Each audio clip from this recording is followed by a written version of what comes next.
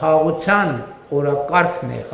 Ադրբեջանի հետ խաղաղությունն է մեր ամենօրյա աշխատանքի անբաժանելի մաս։ Եվ այս առումով, քանի որ 2026 թվականի պետական բյուջեի նախագիծն են քննարկում, ուզում եմ ընդգծել, որ 2026 թվականը վճռական նշանակություն է ունենալու խաղաղության համար, որովհետև հունիսին տեղի ունենալու հերթական խորհրդարանական ընտրություններ եւ այդ ընտրությունները ըստ էության ունեն մի առանցքային հարց, որի պատասխանը պետքա տրվի եւ Հայաստանի Հանրապետության ժողովուրդը իր ընտրությամբ պետք է տեր կանգնի խաղաղությանը։ Սա ըստ էության այդ առաջիկա ընտրությունների առանցքային քաղաքական իմաստը եւ նպատակն է, համենայն դեպս կառավարության տեսակետից, բայց ոչ միայն կառավարության տեսակետից։ Պիտի ընդգծեմ, որ հարցը այդպես է եւ կառավարության տեսակետից, եւ պատմական տեսակետից, եւ բոլոր հնարավոր մյուս տեսակետներից։ Այսինքն 2026 թվականի խորհրդարանական ընտրությունների առանցքային հարցադրումը հետեւյալն է, կամ անհրաժեշտությունը հետեւյալն է, Հայաստանի Հանրապետության ժողովուրդը իր ընտրությամբ պետք է տեր կանգնի խաղաղությանը։ Հակառակը Հայաստանը յետ գլորելն է կոնֆլիկտի եւ ֆորպոստի տրամաբանության մեջ։ Ուզում եմ ընդգծել, որ խաղաղությանը տեր կանգնելով Հայաստանի ժողովուրդը տեր կկանգնի նաեւ իր անկախության այս նորընծա մակարդակին, իր ինքնիշխանությանը, իր պետությանը եւ ես հիմա խուսափում եմ ասել տեր կկանգնի նաեւ իր ապագային, որովհետեւ կարծում եմ, որ ապագան հիմա է։ Մենք հիմա սովորաբար ապագան ընկալում ենք որպես ինչ-որ հեռավար մի բան, բայց նաեւ ուզում եմ վերադառնալով, քանի որ ընտրությունների կոնտեքստում եմ հարցը դիտարկում, 2021 թվականին մենք ընտրություններին կառավարող քաղաքական ուժը ընտրություններին մասնակցեց ապագա կարգախոսով։ Հիմա մենք այսօր ապրում ենք այդ ապագայի մեջ։ Էսա այդ ապագան, որի մասին մենք խոսում ենք, հարգելի գործընկերներ։ Ապագան այլևս վաղը չէ։ Եվ իմիջիայլոց շատ հետաքրքիր է, որ այդ կարգախոսը երևի ինտուիտիվ ճիշտ է ձևակերպվել։ Կարգախոսը նրա մասին չէ, որ ապագա լինելու է։ Ապագա կա եւ ապագան կա այն ժամանակ ինչ որ իմաստով սպասվող այսօր ներկա, այսինքն ապագան այսօր է եւ շատ կարեւոր եմ համարում, որ մենք ապագայի հետ կապված մեր ընկալումները փոխենք, որ եւ հասկանանք, որ ապագան այլևս հեռավոր որոշակի կասկածելի երևույթ չի։ Ապագան մեր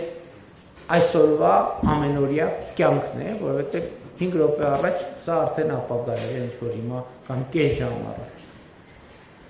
Եվ այս առումով իհարկե առանցքային նշանակություն ունի, այդ թվում խաղաղության տրամաբանության մեջ, այն, որ մենք մեր գործողությունների գաղափարաբանության առանցքում դնում ենք պետականությունը եւ պետությունը, որովհետեւ պետականությունը եւ պետությունը առանցքային նշանակություն ունեն, այդ թվում խաղաղության օրակարգի սպասարկման, բայց նաեւ պետության ֆունկցիան շատ կարեւոր է ճշգրտել եւ այս ընթացքում իրական Հայաստանի գաղափարախոսությամբ մենք ճշգրտել ենք նաեւ այդ ֆունկցիան, որովհետեւ հնչած թե չհնչած, ձևակերպված թե չձևակերպված մեր իրականության մեջ այդ հարցը գոյություն ուներ։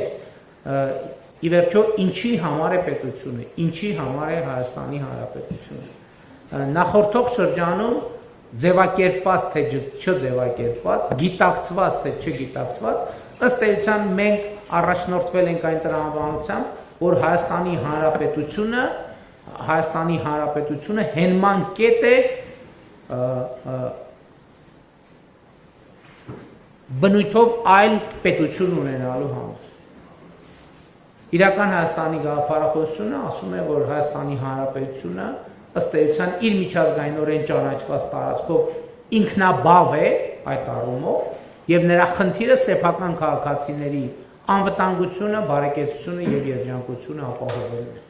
Եվ մեր բոլոր ռազմավարությունները ներառյալ անվտանգային, պաշտպանական եւ այլն տեղավորվում են այս տրամաբանության մեջ։ Սա շատ կարևոր նրբություն է եւ մենք օրինակ այդ թվում իհարկե նախկինում դրա մասին խոսել ենք, ասել ենք նաեւ, որ այո, մենք այսօր շատ մեծ տեմպերով զարգացնում ենք մեր բանակը եւ բայց նաեւ զարգացնում ենք մեր բանակի հայեցակարգը, որի վրա հիմնվում է մեր բանակը։ Եվ մենք ասում ենք, որ մեր բանակը Հայաստանի Հանրապետության միջազգայինորեն ճանաչված ինքնիշխան տարածքից դուրս խնդիր չունի լուծելու։ Եվ մենք նույնիսկ շատ կարևոր ենք համարում, որ մեր ամենօրյա աշխատանքային խոսակցության մեջ մարտունակ բանակ հասկացությունը վերափոխենք եւ վերաձևակերպենք պաշտպանունակ բանակ, որովհետեւ երբ որ ասում եմ մարտունակ բանակ, ինքը չի տեղորոշում այդ պոտենցիալ մարտը,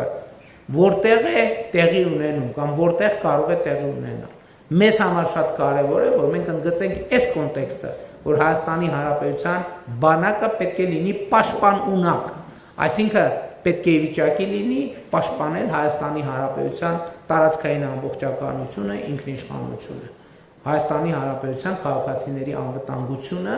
եւ ընդ որում ես ուզում եմ ընդգծել, որ սա միջազգային օրենքներով յուրաքանչյուր պետության պարտավորությունն է ապահովել սեփական քաղաքացիների անվտանգությունը, այդ թվում հնարավոր արտաքին միջամտություններից։ Եվ իհարկե բոլոր այս հարցերի վերաբերյալ մենք հիմա կարող ենք տարբեր հայեցակարգային հարցեր քննարկել պաշտպանության ոլորտի, կրթության ոլորտի, ցանկացած ոլորտի։ Շատ կարևոր է գնահատելով պետական բյուջե հասկացությունը արձանագրել,